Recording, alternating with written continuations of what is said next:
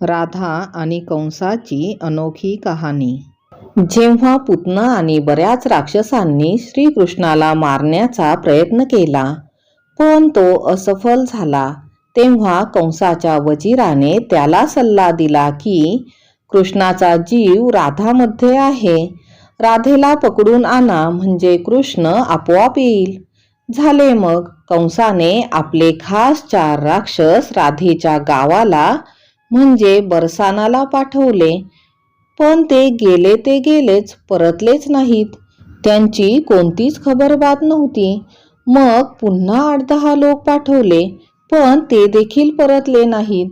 कंसाला राग आला आणि तो स्वतः सेनेचे नेतृत्व करत बरसानाच्या दिशेने निघाला.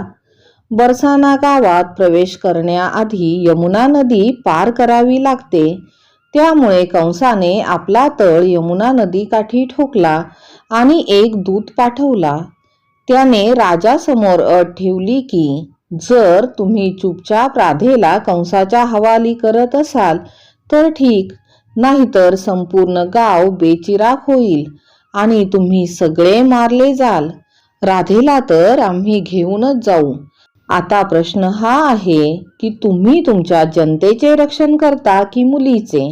तसे पाहता तुम्ही दोघांचेही रक्षण करण्यास समर्थ नाही. पण शहाणपण यात आहे की तुम्ही उद्या सकाळी राधेला कंसाच्या हवाली करा. बघता बघता ही बातमी आगीसारखी बरसानामध्ये पसरली. राधेचे वडील वृषभानु हे एक यादववंशी राजा होते. पण त्यांचे राज्य पाहता त्यांची सेना देखील खूप छोटी होती आणि त्यांचा कंसाच्या विशाल सेनेसमोर टिकाव लागणार नाही हे उघडच होते. राजा वृषभानु कोणत्याही परिस्थितीत राधेला कंसाच्या हवाली करायला तयार नव्हते आणि सोबतच सगळ्या जनतेची काळजी घेणे त्यांना गरजेचे होते. ते अस्वस्थपणे राजमहालात एरझऱ्या घालत होते आणि इतक्यात राधा तेथे आली. वडिलांचे सगळे म्हणणे तिने शांतपणे ऐकले आणि म्हणाली, बाबा मी आहे ना, तुम्ही काही एक काळजी करू नका. मी उद्या सकाळी सगळे ठीक करील, मी शब्द देते. राजा वृषभानुचे डोके ही गोष्ट मान्य करू शकत नव्हते, पण त्यांना राधेवर विश्वास होता. ते आपली पत्नी राधेची आई कृतिदाला म्हणाले, तू काळजी करू नकोस.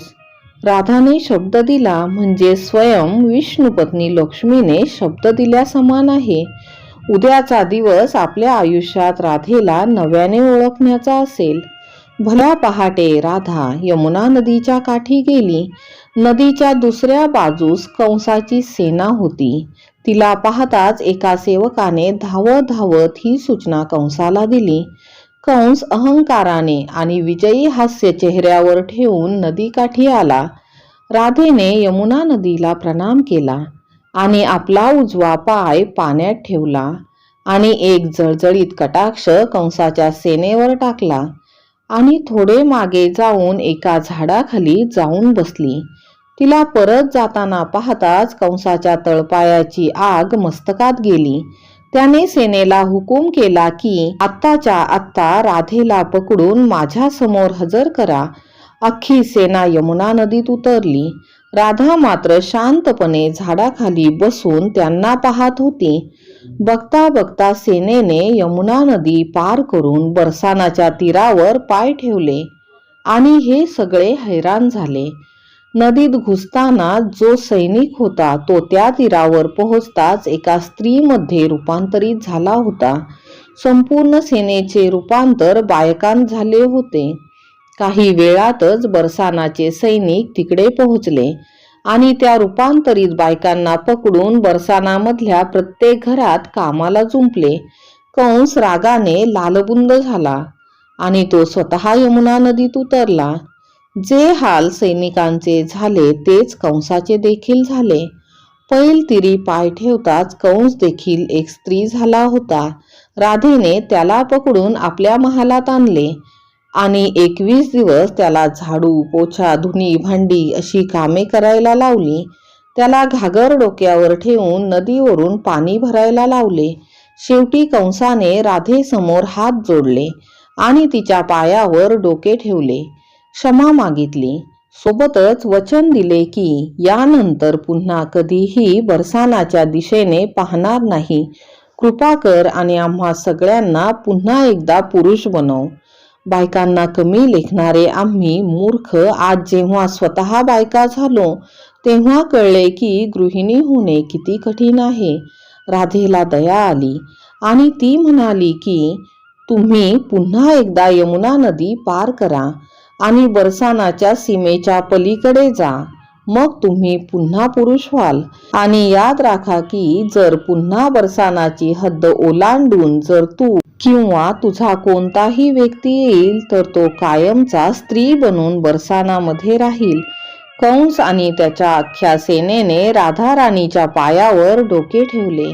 त्या सगळ्यांना सोडायला राधाराणी स्वतः आली. नदी ओलांडताच सगळे पूर्ववत पुरुष झाले.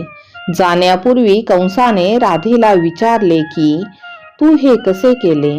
तेव्हा राधेने सांगितले की तिने आपले संपूर्ण पुण्य एकत्रित करून योगशक्तीने हे केले.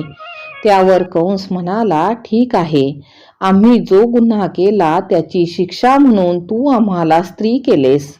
पण मला सांग, या 21 दिवसात आमच्यासोबत जर काही उचनीच झाली असती आणि त्यामुळे जर कोणी गर्भवती झाले असते तर.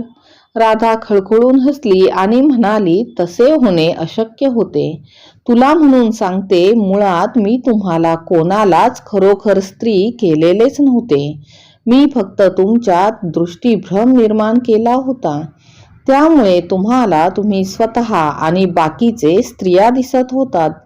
तुम्ही स्वतःला आणि तुमच्या लोकांना स्त्री जरी दिसत असलात तरी बरसानाच्या लोकांना तुम्ही तुमच्या मूळ रूपात दिसत होतात. कंस म्हणाला, राधे, तुला काही वाटतं का की ही गोष्ट सांगून तू चूक केलीस? जर मी पुन्हा आक्रमण केले तर? राधा गोड हसली आणि म्हणाली, मग पुढच्या वेळी मी असा भ्रम करील की तुझ्या सगळ्या सैनिकांना तू कृष्ण दिसायला लागशील. आणि तुला तर माहितीच आहे की तुझे सगळे सेवक कृष्णाला मारायला किती तत्पर असतात. एवढे बोलून ती खळखळून हसली. कंसाने हात जोडले आणि राधेचे पाय पकडले आणि म्हणाला, असे करू नको, असे करू नको. मी आयुष्यात त्या काळ्या कृष्णाचे नावही घेणार नाही, पण तुझे नाव मी सदैव घेईन आणि पुन्हा कधीही माझं हे तोंड तुला दाखवणार नाही. राधे राधे. कहाणी आवडली असेल तर लाईक, सबस्क्राईब व शेअर करा. धन्यवाद.